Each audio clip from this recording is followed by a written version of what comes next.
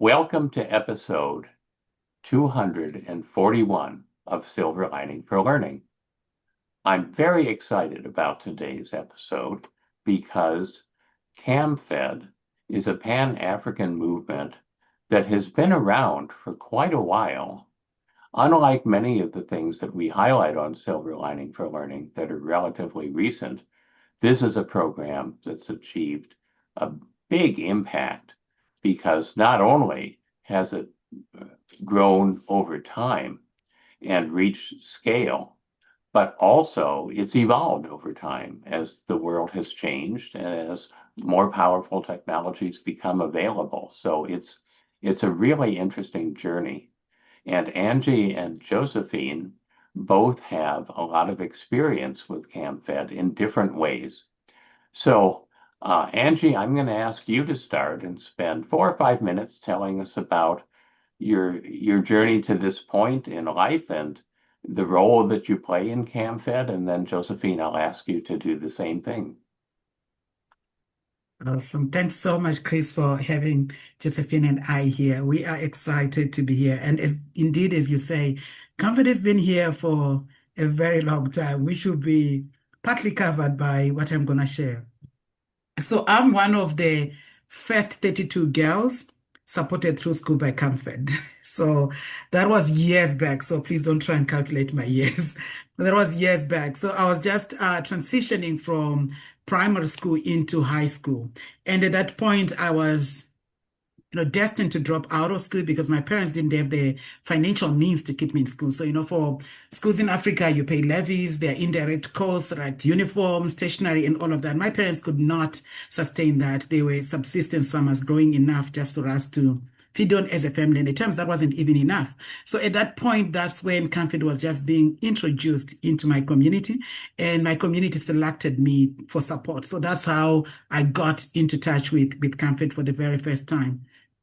So for the first time in my life, I had all school materials provided for. In primary school, before CAMFED came in, I remember really writing very small handwriting to make sure that I don't finish my exercise book too early. And I remember that actually for school breaks and all of that, where other children would go and play, I'd be very cautious because if my dress got dirty, where would we get the soap to wash it? And so I would always use my school breaks for at times reading books that were outside of my age because these books were just donated. And at times it didn't really matter which grade you were in. I remember reading books on engineering and I was just like 10, 11, 12 around there. But for the first time with CAMFED support, CAMFED provided me with school going materials. I had, decent uniform. There was a dress and, skate, and we had two of them so I could wash when the other one is drying and all of that. I had school exercise books, like the exercise book that you need to read on, pens for writing. We had menstrual products provided for, and, all the things that my parents could not initially afford were provided for by the organization.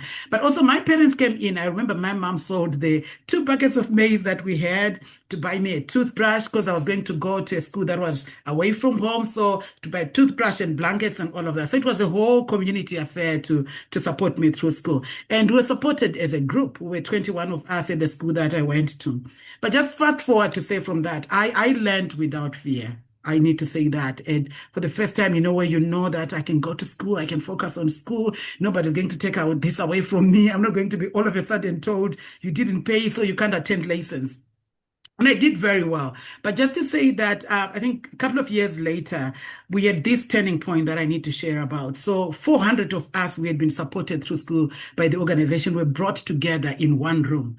And at that point, I did not know we were that many. I just thought the 20 that I knew were the ones that were being supported. So 400 of us, all of us in the same room, were brought together. And this was to do an official kind of launch of the organization, but also celebration of, these girls have now completed school, the pass rates are okay, this is what could happen. And I just need to be able to say we were all coming from the most marginalized backgrounds, where less than 5% of us would complete high school. So this was a point of celebration. And when we met together, I just want to be able to say the stories there resonated a lot. It was like listening to somebody talk about your story about, oh, and then this is what happened. The struggle just to stay on hold, the struggle to learn while people were starving at home, there wasn't enough food. And in terms of the struggle to say, so what will happen next? But the most important thing that came out of that room is that's when we found the CAMFED Association network. This one, in that room, we decided we were going to support the next generation. We're going to pass the baton to others that were coming through the school system. And we're going to support them both financially, socially, just to keep their hold in school and to give them encouragement words. And so Josephine will talk about that because she's a learner guide. Now we have a whole full-fledged learner guide program. But at that time, it just came out of we need to provide accompaniment for children that are coming through school. We also said we needed to support each other to figure out the next step. We're among the first in our group to have gone that far. So issues around how do you apply for jobs, how do you apply for college, all of that we did not know. It was not knowledge that existed in our community. So how do we get it was one of the things that we, figured out. And of course, the third thing was we're going to reach out to our communities to make sure that the journey is smoother. Everybody continues to support education and prioritize education. I was elected to be the first national chairperson for the alumni network, 400 of us. And that really just sets me on this path for CAMFED. Because at that point, when I was elected to lead the network, I started volunteering for the organization whenever, during school breaks, college breaks, and all of that. And yeah, everything started happening there. Volunteering, then I became first officer, rose through the ranks. Now I'm here.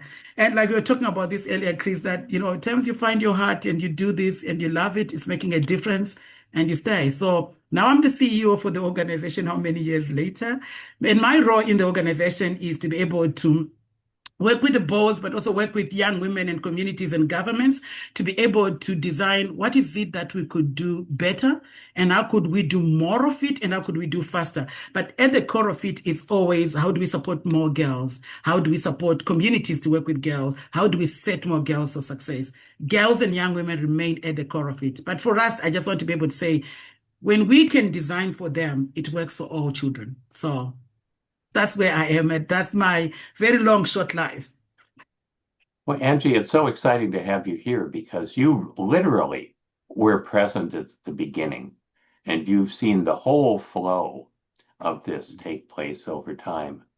Josephine, tell us about you and your journey and what you do with CAMFED. All right, thank you so much. Miss Angie is a big sister in the CAMFED Association Network, and I'm glad having this session with you all. I'm Josephine from Ghana, and I got in touch with CAMFED at a senior high level when I enroll into school at first year. We had the CAMFED coming in to select needy but brilliant students, and I had the opportunity to get in touch with the personnel that came around.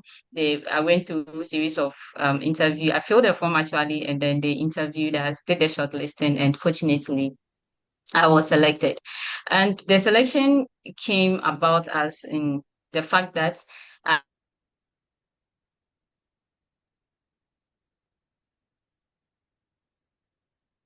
Josephine. someone for background. Mhm. I was so happy to have that opportunity to be under the scholarship of CAMFED, and that has given me another hope.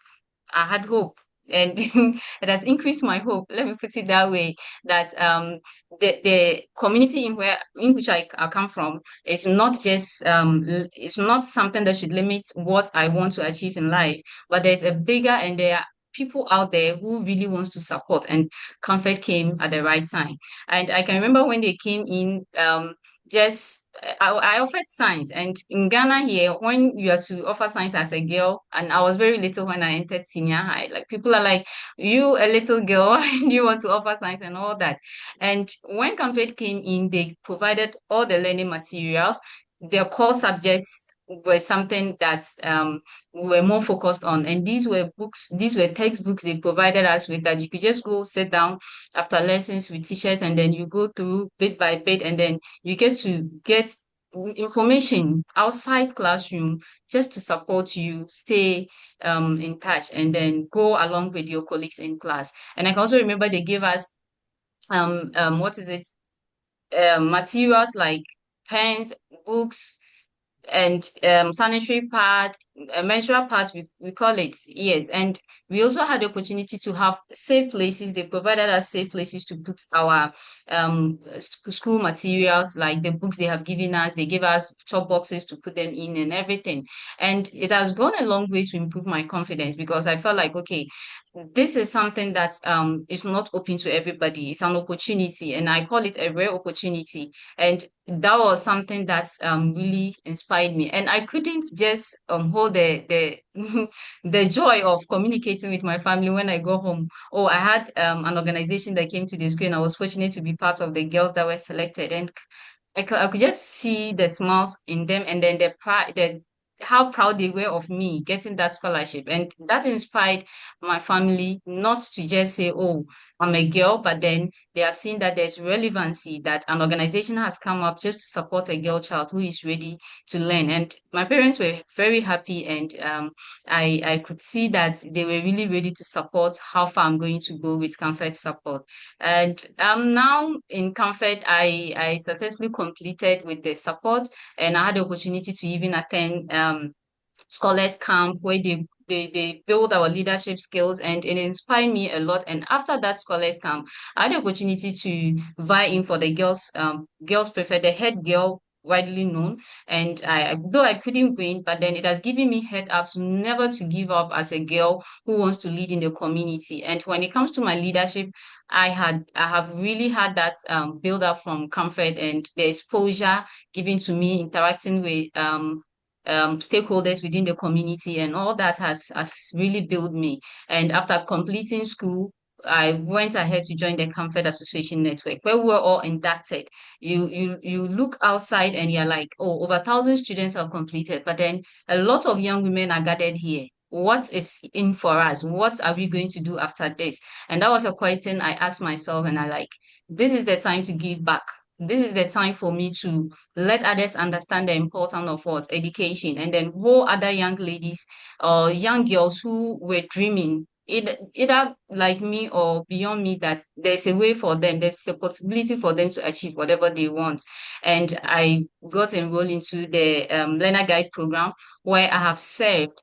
I had people going back to my alma mater to serve my juniors, immediate juniors, and they're like, wow, Sister Josephine, I want to be like you. I want to do this. I want to do that. I'm really happy you people are doing these things. And I don't know how, when we complete, how do we go about it? And that alone have given me feedback of the inspiration I drew from the Comfort Association induction, that really others were waiting for us to come back and then share this impact we had for with them.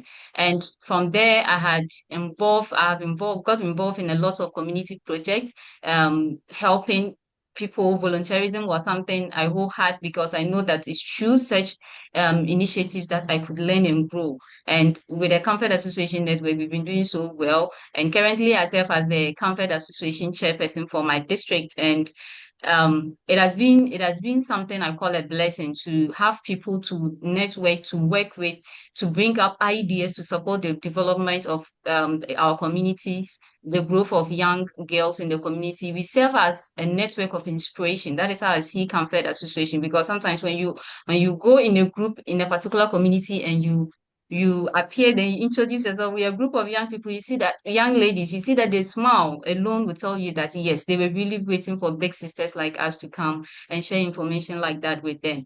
And that has really gone a long way to help me till date with my learner guide program. It has helped me develop people ideas. They had ideas that they want to groom, and I've supported them in that regard. And I've also build people leadership skills, as in assisting them choose the roles they want to play in society, and all that. We've really if I say we, that is Comfort Association, we have really done that with much pride. That I always say I'm glad to be part of Comfort, and I'm proud to be part of the Comfort Association network, doing a lot out there. Thank you so much. Well, thank you, both of you. What you've each accomplished is amazing and of an important part of CAMFED's success. I want to just highlight a couple things as I listen to each of you that have been themes that have run across many of our celebrations on Silver Lining for Learning. Angie, you talked about how much you valued even having very basic things like a notebook, because when you're marginalized, things that other people take for granted are really very precious. And um, one of the things that we hear again and again is that people who've been marginalized, who are given an opportunity, are much more committed to taking advantage of it than people who are privileged. You know, a lot of privileged kids, they just take all of the stuff that they have for granted. They take school for granted. They're maybe even not that interested in it. But the tenacity and the resilience and the commitment of people who are marginalized when they're given an educational opportunity is just phenomenal. Um, I also listened as you talked about the alumni forming a community and ultimately forming a network and developing a model for continuing CAMFED. And that's another thing that I think we hear in Silver Lining for Learning is that people who've been deeply touched by education really see that they need to give back. They feel a sense of um, joy and gratitude for what has happened to them, and they want to be part of making that happen for others as well. And again, often that's just not true. I mean, people graduate and they just sort of take it for granted that and go on with their lives and don't really think about giving back. And some of the most powerful models come out of places that have fewer resources because there is this sense of you develop a commitment to the program. Um, you, I'm going to use a word you didn't use, but you talked about being sort of an outlier. Here I am. I'm a woman. People are not expecting a woman to show up and compete for their job and assume a leadership role. My younger daughter is adopted from India, and she's experienced a lot of this. Uh, she graduated in engineering, but she's small and she's a woman of color. And she looks like she's about 16 years old, even though she's 25. And so, people come into her workplace and they think that she's the high school intern. Isn't it cute? Here's this high school intern, learning something about engineering as a girl. Isn't that cute? And she's the lead engineer. And you can just sort of see the shock on their face when they realize and they have to, readjust what they're doing. But I think it is true that even with a great education, you still have to cope with being an outlier in your life. And that's an extra kind of a burden that the education has to prepare you for. It has to prepare you for the fact that it isn't a level playing field and that people may initially be dismissive until you're able to break through that ceiling that they want to put over you. Josephine, I also resonated to some things that you said that again we hear in other Silver Lining for Learning episodes as well, and I'll relate it again to my own life. Now that I'm semi-retired, as I stopped full-time teaching, some of the students that I've had over the years would reach out to me and say, congratulations, and I hope you enjoy the new phase of your life, and so on and so on. But I was interested in what they said because they said what I expected them to say. Thank you for teaching us. We learned a lot from you. Thank you for motivating us. You were an inspiration for us.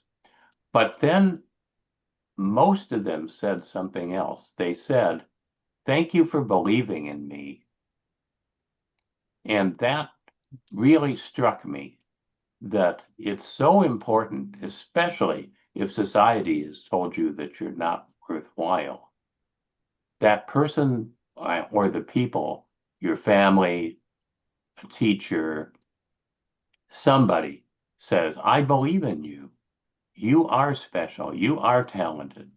Uh, I will help you succeed. That's a big part of it that goes beyond just the engagement and the learning, and that is really important in I can tell in programs like CAMFED that they celebrate you, they get your family to celebrate you. It really makes a difference. And then in turn, Josephine, of course, you're giving back, as I talked about earlier with the network, but you're a model. And the thing about a model is the model should be as much like you as possible. So in some ways, I'm a model to somebody in their 20s. But in other ways, I'm not. I'm just a hell of a lot older than they are, right? And, and I'm obviously as a man, I'm not necessarily going to be the ideal model for a young woman. But you, Chris, as you talk about age, are you putting me in that bracket too? Because compared to Josephine with 20-year-olds, I'm also really out there. well, I think you're so inspiring, Angie, that you overcome that barrier. But yes, I mean you have a huge impact because people say she is like me. She's close to me in age. She's like me in background. She's come out of obstacles and overcome them. I can do that too. That's so important and powerful. So let me introduce a different topic and ask, um, how has educational technology played a role in CAMFED? And it may not have played much of a role in much of CAMFED because, of course, especially historically, there wasn't a lot of infrastructure in Africa to support educational technology. I'm excited that that's starting to change now. Um, but I'd love to hear uh, how EdTech was woven into CAMFED where possible. So I will let Justine start on that because we have like and you're correct to say historically this has not been the reality. And it's not just historically. I also like that you use the word it's starting to happen now.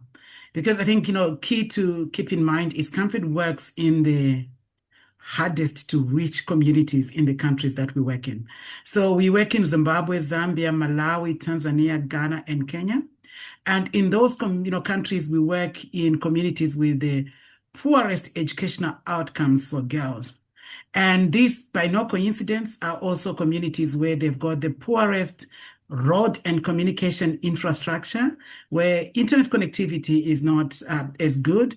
But so I think it's just important to put that in a context as Josephine talks about, I think, an initiative that we've got on the table now, and she can talk about here before and after. And beauty of it, this is not even 40 years ago. This is as recent. So Josephine, you can talk about your work with Learner Guide Hub and all of that. And what's that like? Because that's weaving technology in education, right? Thank you so much. Yes. So with we are in the era of technology, and we are all supposed to have that digital mindset, have that technical aspect of being um involved in the internet age, the digital age. And what we are doing at CAMFED is leveraging on the Learner Guide Hub, which I must say we have an agenda of making education inclusive and accessible to everybody. And how do we do this? Just by making the information we have accessible on a hub that you don't even need internet to access, even if you are in the poorest community. And this Learner Guide Hub is something that we use not to like Angie rightly stated, we just started, and we used to use the learner guide model to deliver our sessions. And these are hard copies of books we used to carry to our classrooms. So what if on our way it's raining? What happens if you get to the classroom and you have wet? Like, how do you protect some of these things? And the digital age is letting us make information more accessible, that if you are on the hub, you will be able to what access information. Now let's come back to the ages where we used to use the guidebook. Sometimes I used to travel like an hour or two to my school to deliver models, and carrying the book with the bag, and I have to carry some for my learners because it's a fun thing we do. We learn from the model, and then we have some fun activity we do that the students need to have access to some of these books. Though we have some in the school, but then sometimes you need some information that you need to carry more books to these schools. And carrying them was very heavy. Like, it's a heavy job for us to do. And with internet, with the technology that we are enrolling into the learner guide program, it's making these things become less of a burden, to carry much materials, learning materials to the center where you have to deliver models. But then you just get in there, have a device, then you log in, and you're able to access information to help you. And moreover, you are more protective of your devices when you are having them with you, and you can even just wrap them with something. Though we could protect the books as well, we used to protect them, but then I think carrying devices that are um light to handle, let me put it that way, and making it accessible to everybody at that moment is going to help. Now, back at the days then where my mom was a traditional birth attendant, and I used to witness her run just to go and seek help for a woman in labor who is having crisis or is like an emergency, then they have to get in touch. Those days, running was an option.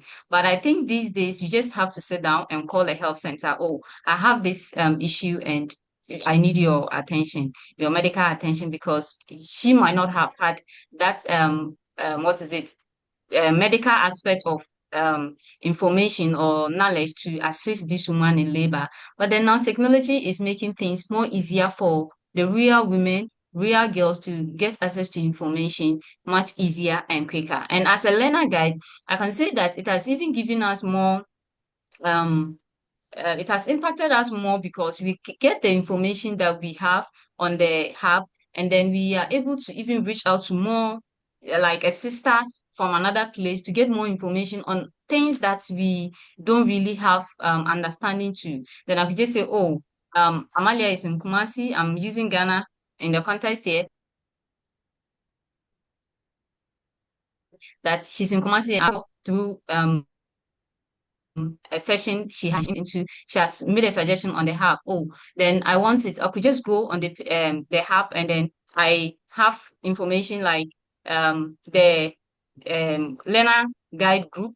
There's a group like that you can set up on the page. Then you invite a Kama sister to come in and then share that information you want with them. And that way, it's much easier than going out of the class to go and make a call or do something, then come back. No, but you could just put it on the page and say, okay, please, sisters, I want a little light on this, and then someone is there to provide. We also have information where we have to report, and it's just easy to access the app and then do reporting straightforward for our stakeholders to assess what we do, because we are being monitored, we are being supervised, and what we do needs to be reported. And we do that easily on the Learner Guide app. We also have other information on the app that you even have the opportunity. The first time I opened and I saw other languages, I was like, okay, so I'll read this sentence and I go back and I look at it and I was like, oh, this is what it's saying. So to me, it's like, oh, I'm learning another language as a learner guide. Like, it has given me the opportunity to learn a language in Zimbabwe, a language in Kenya, like all that in there. And I could ask questions like, oh, what is this word? Then I go back to read the 10 sentence. And it's giving us a bit, it's letting us understand that education can be done in different languages, and people should embrace that aspect of it, that maybe if I leave Ghana and I get to other countries, I have information provided in their context that I have to learn, adapt, and then also deliver through the hub. And I think one other interesting thing about the hub is it have sessions that you can just make recommendations. And in fact, being part of the development of the hub has been something I should say that it was so involving because learner guys, we are given the opportunity to make recommendations. And as and when we access this hub and we have information we give. So to me, technology has come to make education so inclusive. It has come to make education accessible, and it's going a long way to improve our digital skills in all aspects of our life beyond the learner guide role we do as CAMFED Association members. Thank you so much. That's so amazing how much that hub has made a difference. Angie, is there something you want to add from a historic perspective? Josephine, I think say this all very well. I'm a dinosaur when it comes to technology in the organization. They always joke and they call me, "Oh, Angie, you are BBC, born before computer." So, so I just, so for me, it's beautiful to see what the Learner Guide Hub has done in terms of enhancing communication and connection across learner guides who are, because we have got over 23,000 learner guides in the organization across 6 different countries. But what the Learner Guide Hub has allowed is for them to be in one community and to be able to exchange ideas. So you're not alone. You're talking about being an outlier, but imagine being part of a community of over 23,000 saying, "Oh, I'm going to touch on this topic today. Any ideas, any suggestions?" So there's a lot of creativity and peer support and all of that goes on there. So, and also there's issues around contents that comes in. And Josephine just talked about the reporting facility. So for us, it's also about reporting because we also look into how many hours of student support have we had this year and how many others, like what was it about? What are the questions that are coming? So we use it also as a tool to be able to improve how we work. But the beauty of it is it's also really tailor-made for the audience, right? Because, we come from the, remotest districts. So the fact that we had to be careful about issues of bandwidth, that it's something that could be used in the hardest to reach communities. There are offline versions that they could be able to use. It's all of the things that, we're taken on board and all of that. But I also just want to say generally talking about use of technology for the organization overall, besides just the learning, we also very deliberate about building technologies into the work that we do. So for example, we use a lot of mobile money for, activities on the ground and all of that. And to be honest, one of the painful things have been to see parents who are illiterate having to navigate mobile money facilities and having to navigate technology. You talk about that's really brutal. And I know when you're talking about feeling like an outlier and the benefits of this, for us at times it's not even seeing those who have had the privilege, it's seeing those who did not get the same chance that you got and seeing just how precious and important that is and how you reach on that. So just to say technology is a great tool, but unless we are very proactive about it and very deliberate about it, it can continue to widen the gap between access to information and equity issues and all of that. But it's here, it's inevitable, and we're embracing that as an organization and collectively looking into how do we use it both in our operations, but also in CAMA connectivity. The CAMFED Association is now over 350,000 young women. I don't know how we would have stayed together, very connected like that without technology. When we just started the CAMFED Association, I remember we used to write letters to each other. I think you remember them, snail mail with postage stamps. It would take 6-8 days for the letter to get where it needs to go and 6-8 days to come back. Right now, Josephine's generation, they send me a text message and 2 minutes later they are phoning. "Are you okay? Are you alive?" So it's all of those things that, technology has really made possible, but it's how do we continue to make sure that we're not leaving others behind as we embrace it. But also how do we stay alert to cybersecurity issues of cyberbullying, particularly for girls and young people, issues around how do we stay safe online are also some of the things that we look into as an organization and ensure that we navigate that together collectively. Well, I too, Angie, was born pre-digital. And, as far as my children were concerned, I was born shortly after the dinosaurs became extinct. It's kind of that kind of a gap And I tell them about, I grew up in a cold climate and high school was some distance away. And I tell them about walking to and from high school in the snow with the wind in my face and that it was uphill both ways and, all my books. And they just kind of roll their eyes. But seriously, it is powerful now to have these hubs. One of the people who has been a guest several times on Silver Lining for Learning is Professor Paul Kim, who was at Stanford for many years and now is working out of South Korea, his native country. And he has done a lot of work with setting up hubs, as you say, Josephine, in areas that don't necessarily even have electricity on a regular basis, let alone internet, and how you can use, relatively inexpensive technologies that's still expensive for a marginalized group, but relatively inexpensive technologies to create, local networks and servers that have a lot of different kinds of interactive materials on them and so on. And that's been something that I think has changed a lot of things. We've also had people from other parts of Africa who've talked about solar now, that the opportunity to set up a solar station, even in a remote village, and all of a sudden the electricity is better, and the communications are better, really And you makes a can read difference. at night in a way Yes, that we couldn't read during our time, But yes. then you write the same national exam with everybody else. It is changing. It's changing and in powerful ways.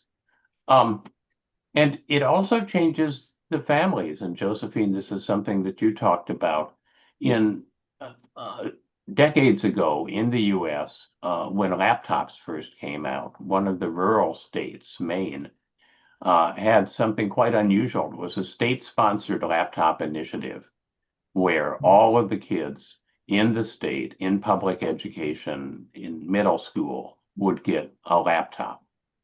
And they could take it home and they could work on it at school. It was quite a controversial program for a while. A lot of people in Maine didn't like the idea. Often parents are very traditional about education. They want you sitting in a row and listening to lectures. What's all this about the laptop? But then what happened is when the kids took it home, it was the first device in the family because the families were marginalized. So it was the first time the parents were exposed to digital, and the kid got to, be the expert and explain to their parents and show their parents, and that opened up economic development that the state had not anticipated.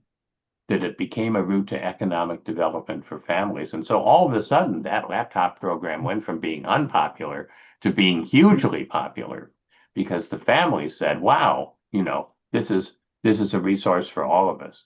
It's not just a resource for the kids.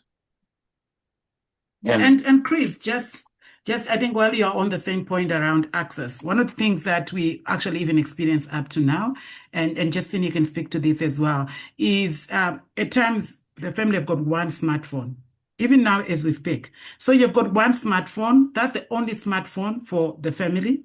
So while, and this was one of the crises during COVID, particularly, that how do you hold lessons with one smartphone when there are 3, 4 children with different classes in the house? And it's the same one that we use for mobile banking for the family. It's the one that we want to use for any health information that we have got. It's the one that it's the one mobile. And the other thing is, also, you're relying on solar, right, for charging. So if you do not have the solar facilities to charge it, so there's been huge developments, but there's still a lot of people that are being left behind, even as we talk about this. We have got what we call the CAMFED Association dialogues every Friday. So this is open to all our 350,000 members.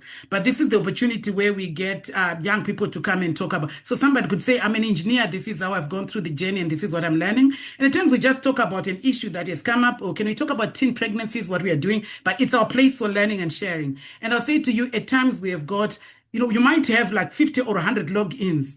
And then you say, so who are you sitting with? And you realize that there are 10, 15 people that are sitting around one mobile phone and it's on loud because they're all listening in. So I just wanted to be able to say that even in this time and age, even where you think mobile phones, everybody's got them. And also the other thing is the cost of data, right? So one gadget connected, you're using one gadget, one just data platform. You don't have 7 gadgets logged in. So it's all of those things that people are making do with technology. It's inevitable, it's here, and people are making do, but they could be better with more resources. I'll say that. Well, and something I've heard again in other Silver Lining for Learning episodes, if there's one phone in a family, often the girl is at the bottom of the totem pole. Yeah. And that's a problem too, that It's how do you resource, get your Chris. fair share? I It's see what you you do with smiling, limited Josephine, so resources. you know what this is about. Yeah, but Josephine, do you want to talk about, because for what we do as well, Chris, for us, we provide mobile phones for our guides. So they've got mobile phones dedicated to them. But I also say that the reality is for us, mobile phones are tools for use, right? But they are accompanied by guides. That's why we have over 23,000 learner guides across communities, because by the end of the day, it's the individuals, the human beings, you're talking about relatable role models in the community who are at times able to cross that barrier. Because so if a child is going through a difficult circumstance, whatever, they cannot use the mobile phone to call for help, to ask a crisis, because it's a public family phone. So this is where having learner guides like Josephine, who are in the community, can also come behind that and really support and make sure that that's available. So there is all these issues around transition, but like everybody wants to remind all of us, you can never really replace a human. It's a tool for work. It's not for taking over. And I just want to also add that I was privileged. I think the first time I was able to have access to phone was through my service as a learner guide, that I had access to phone. And it has really helped, even beyond my guide role. It has helped me to make research about further educations and stuff. And like we are all saying, without that, I don't know, you would have had, but then it will go a long way. Like, okay, what are you going to use the phone for? What are, if they see you so busy on the phone, they begin to ask questions. Please, I need the phone to do this, I need the phone to do that. And that is the aspect all of us are in experiencing with the technology that is inevitable in our of age now. But then it's really a great tool. It's a great tool that we make use of. Yeah. Thank you. So as usual, our time is going by quickly, but I want to ask a question that we often ask. CAMFED is not only an initiative that's helping across many countries, many young women. It's also a model. So it's a model of how a group can impact an entire region, maybe even an entire continent, to help marginalized people. And we may have listeners who hear this podcast and they say, wow, I would like to do that in my country, or I would like to do that in my region, for this group or for that group. What advice would you have for someone who's listening who says, I want to start something like CAMFED, but within my own culture, within my own, marginalized groups? What advice would you have? Let you just start with that. Do you want to Okay, go all ahead? right. All right, great question. I think anybody that sees what others are doing, I have a mentor who once told me that this life we are living, we are reliving, and it's an opportunity for us to make inventions that will support the development of communities. And doing this, you need to understand where you are. You need to understand the people you are working with. You can't think for them. Let me say that. And you can't say, oh, this is what I'm seeing, and that is what they are facing. Possibly they have different challenges or pressing needs that need to be addressed than what you are seeing. So I think what the advice I would give to someone who wants to start something like this is to what? Get to understand the background of the people you want to work with. That's one thing you should look out for. Yes, you have seen a problem, like research would do. You have defined a problem, you know what is, but then you need to go and ask the right people the right questions so that you'll be able to establish something that will benefit their immediate need, not something you think they need, but then their immediate need as in what you get from them. And another thing we should look out for is the sustainability.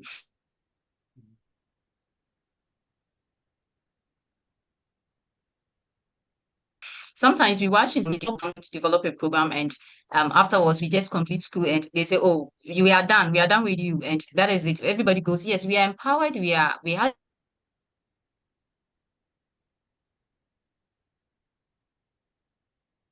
the opportunity to get education to work. That is the sustainable, the backbone of CAMFED. I would say is the CAMFED Association, because we are helping it realize the its mission of what girls before a child in the real community at large. And so I think building that sustainability stand for your idea from the community in which you're going to implement in mind, you need to have that sustainability mind of making it bring back what you need to let the community appreciate what you are bringing to them.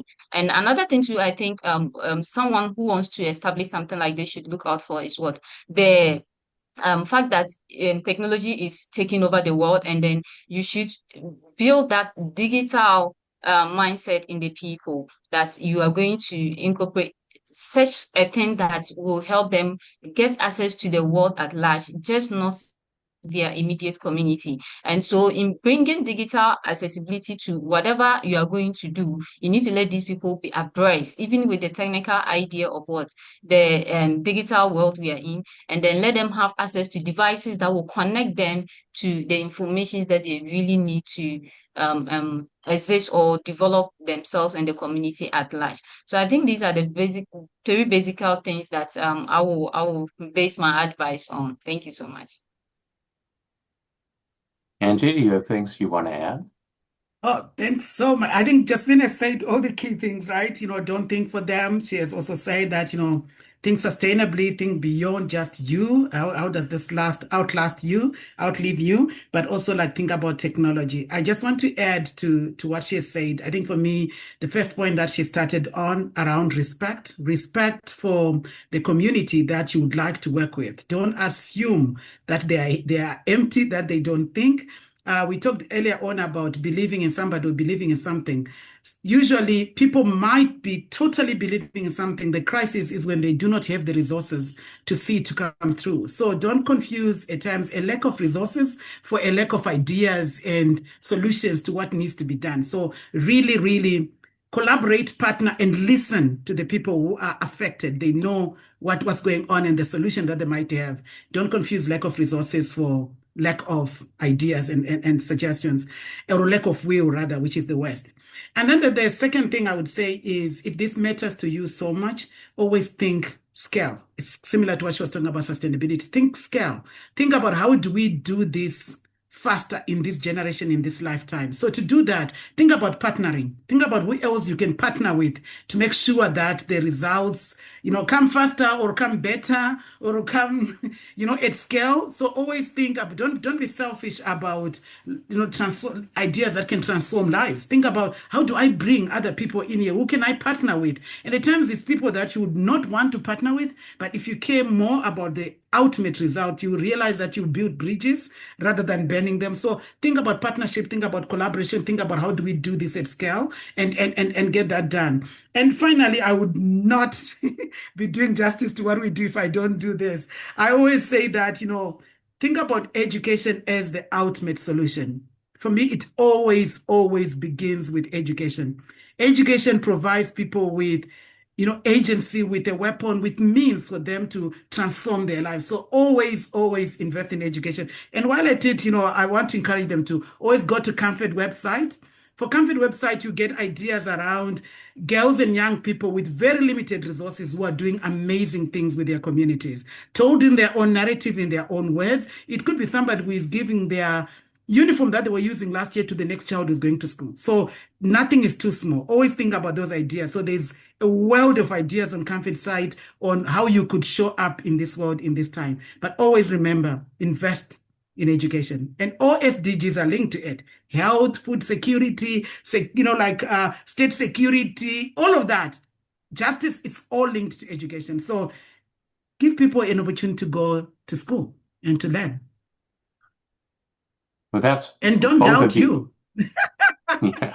Don't Both doubt of you. you The fact that you have thought given it. wonderful advice, and I see a lot what you're talking about, that people assume that groups that are marginalized are broken, and they want to come in and fix you. And instead, it's about empowerment. Yeah. It's about, as you said, listening and respect, and not having your own goals for other people, but listening to their goals and then thinking about, how do I help you? How do I help you get to what you want to do and what you want to be? So that's a very important lesson that too often gets lost. So one quick final question, I'll just ask each of you for a minute or two on this. Where would you like CAMFED to be in, say, 5 years? If things go well, and I understand that they often don't go well, but if things go well, technology keeps moving forward, countries and communities recognize the value of CAMFED, where would you like to see it in 5 years? Josephine, do you want to start? You start for me. You want me to start? No, but you also have got your own picture of where you want it to be. Mine is easy. Yeah, but you go ahead. Mine is easiest one. Yeah, so 5 years from now, I expect to see CAMFED be of reach to most marginalized girls in the rural community, and we are going to support that as CAMFED Association, spreading the impacts, our multiplier effects, getting information that the rural communities need to actually develop themselves in the community at large. And I also look forward to seeing more partners like coming on board to support the mission of CAMFED, so that we can have what we want to achieve in life being seen, the results being seen in young people within the rural communities. I think I joined CAMFED in 2014 till date, and I think there's some transformation that even when you sit to reflect, nobody have to come and tell you that Josephine, you've come far. No, it has given it. We expect to see more people grow in their skills. We will expect to see communities accept education as a tool of change for young people, and then we want to see that people are leveraging on what they have, the resources they have, to support CAMFED to achieve its goal in 5 years' time to come. Thank you so much. Thanks so much, Josephine. I should have said this first because you took everything I was gonna say there. So just to say, Chris, for me, we have got a strategic plan as an organization for, where we should be. But it says 2030, you're giving more years than that. I think for me, one of the things that we really want to be able to have is so that people like me, like Josephine, are not the outliers. Right? That is the norm. It's the norm for girls from communities like ourselves to be going through education, to be going and into degree programs, into doctorate, into leadership positions, wherever they want to be, that they also have an opportunity to do what they want to do with their life. We're still not talking about, only 5%, only one. That's my dream. And, yes, you say if it works, it's our commitment, right? So Change is the constant. We have rode the tide and it gets worse at times every day. We're talking about that earlier, but this is our commitment to make sure that as many girls, as many children as possible from marginalized communities get their chance and their shot at education. The CAMFED Association, to Josephine's point, will be 500,000 members in the next 3-5 years, right? So that's a whole movement of young women that are accompanying more girls from the backgrounds that we come from, not just by being role models, but by living it and investing in it. She talked about our multiplier. Right now, on average, each of the young women supported through school by CAMFED supports 3 other children to go to school. We are all working collectively as the CAMFED Association to increase that multiplier to 5, so that on average, everybody is supporting 5. And we are doing that through supporting each other, employment, creation of employment, and all of that, so that we increase that multiplier. And overall, as CAMFED, will have supported 8 million children this decade alone to go through school. So we are not negotiating, we are not packing, we are looking at bigger, we are looking at better, we are looking at more, and we're looking at faster in this time. So 5 years from now, we are not paralyzed by what's happening. If, in fact, we are actually energized and saying, if there's a better time to support children to go to school, it is now. Well, thank you both for sharing. This is such an exciting movement and such an inspiring movement. And both of you are just terrific spokespeople for the cause. So I know that our listeners will benefit from this. And I'm just want to say again how important the work is that you're doing and what hope it gives me for the future in terms of releasing all the trapped intelligence that we now see around the world. So thank you very much for being on Silver Lining for Learning, and happy holidays.